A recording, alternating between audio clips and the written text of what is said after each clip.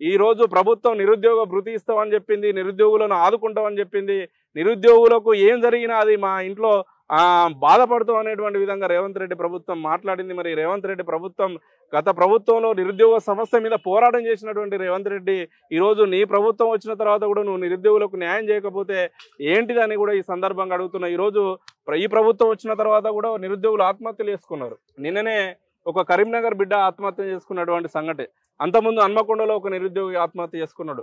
ఇట్లా రేవంత్ రెడ్డి ప్రభుత్వంలో కూడా నిరుద్యోగులు ఆత్మహత్యలు చేసుకునేటువంటి దుస్థితి దారితీసిందంటే గత పాలకులకు కేసీఆర్ ప్రభుత్వానికి రేవంత్ రెడ్డి ప్రభుత్వానికి ఏమాత్రం తేడా లేదు. నిరుద్యోగుల పట్ల ఇద్దరు వైఖరి ఒకటే అనేటువంటి విషయం చాలా స్పష్టంగా అర్థమవుతుంది. కాబట్టి రేవంత్ రెడ్డి ప్రభుత్వం ఇకనైనా తన నిరుద్యోగుల పట్ల అనుసరిస్తున్నటువంటి వైఖరిని మార్చుకొని తక్షణమే ఇయర్ క్యాలెండర్ ప్రకటించాలి.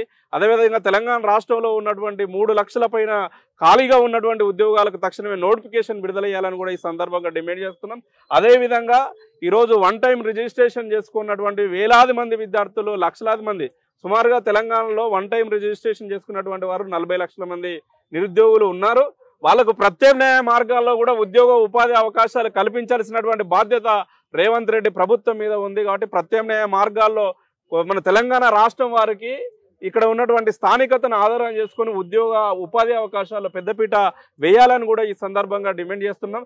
స్వయం ఉపాధి మార్గాలను కూడా ప్రోత్సహించేటువంటి విధంగా నిరుద్యోగులకు స్వయం ఉపాధి మార్గాలను వాళ్ళకు ప్రోత్సహించేటువంటి చర్యలను కూడా రాష్ట్ర ప్రభుత్వం చేపట్టాలని కూడా ఈ సందర్భంగా మేము కోరుతున్నాం.